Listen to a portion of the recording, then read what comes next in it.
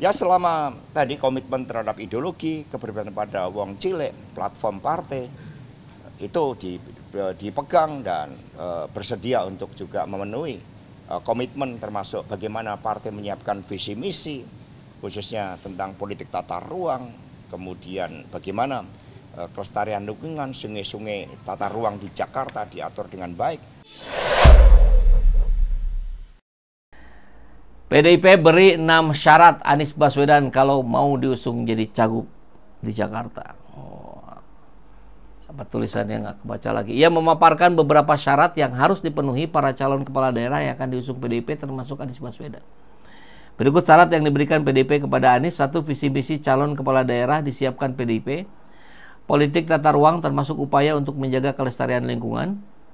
3. Mewujudkan Indonesia yang berdaulat di bidang politik dan berdikari di bidang ekonomi. 4. Keberpihakan pada wong cilik dan berkepribadian dalam kebudayaan. 5. Kader partai.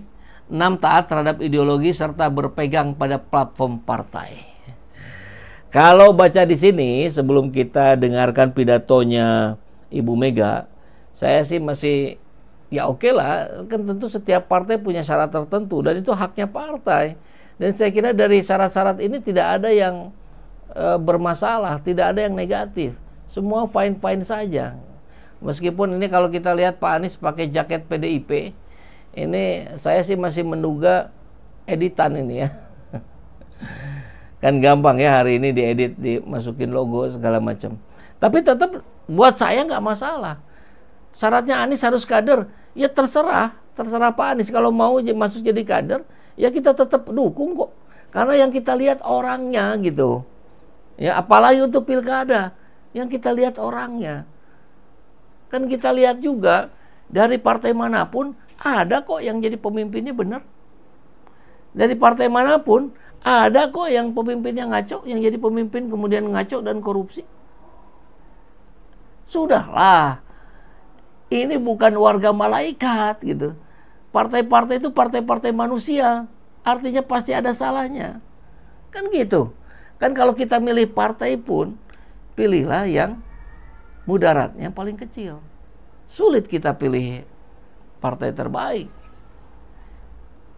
Tapi ini agak persoalan juga nih ya.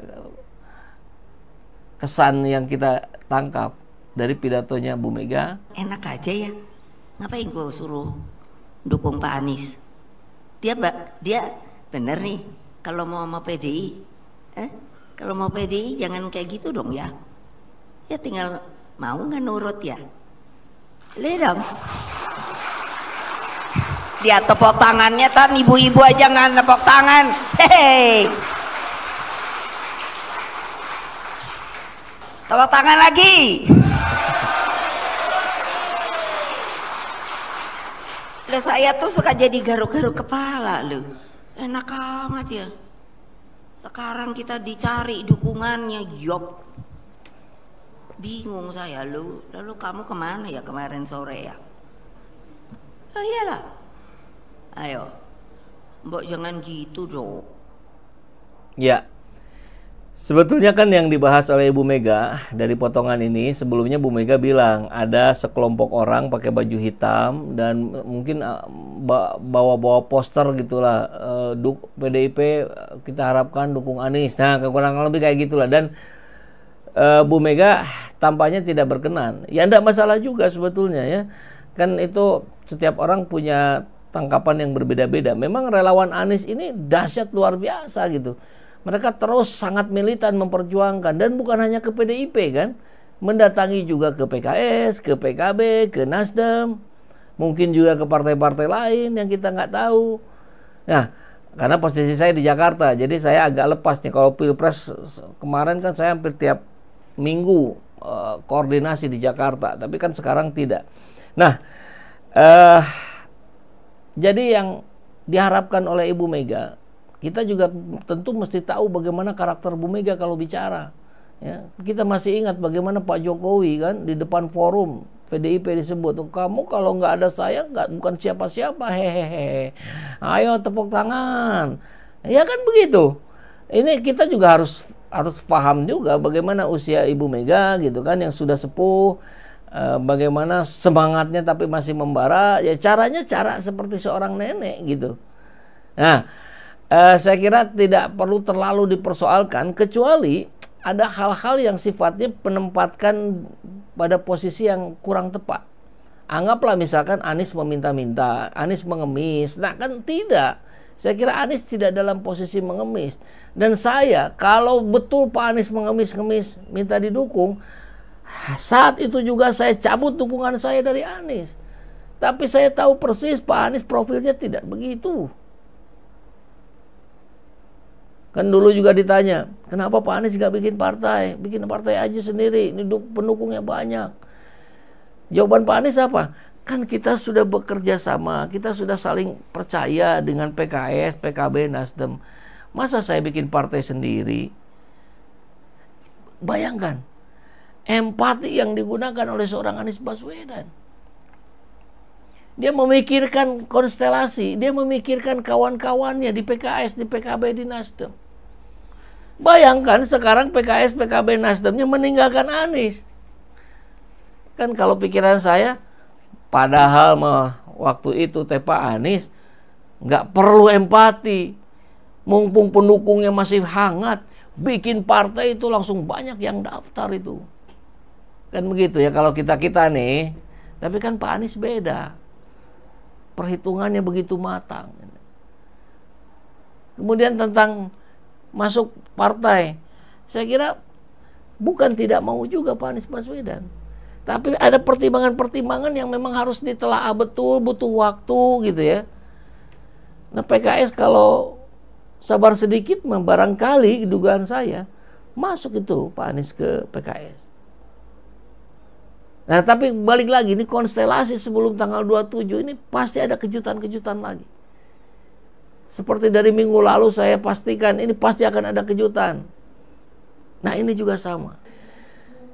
Setelah di depan publik PDIP berwajah jelek karena menjadikan petugas partainya Jokowi menjadi wali kota, gubernur, dan presiden yang prakteknya ternyata jelek, maka menjadi bagus setelah tidak bersama lagi dengan Jokowi.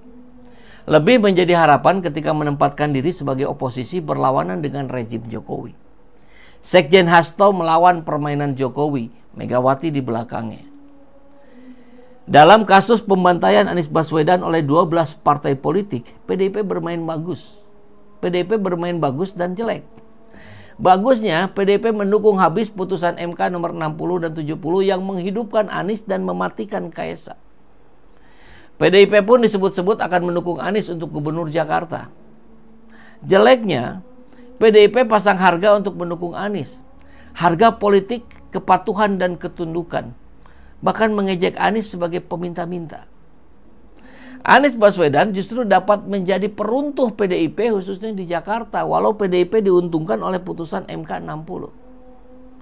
Support bagus karena oposisi PDIP akan berubah kembali menjadi caci maki PDIP dan Megawati jika mengedepankan arogansi apalagi menista Anies sebagai pengemis. PDIP jangan lupa termasuk partai perusak bangsa dan penggerus ideologi, pemanipulasi Pancasila, wakil dari wajah Orde Lama, wajah buruk Soekarno, Nasakom, PKI, dan demokrasi terpimpin. Jika PDIP santun dalam menempatkan potensi Anies Baswedan, apalagi mengusungnya, maka caci maki kepada PDIP dapat diredam.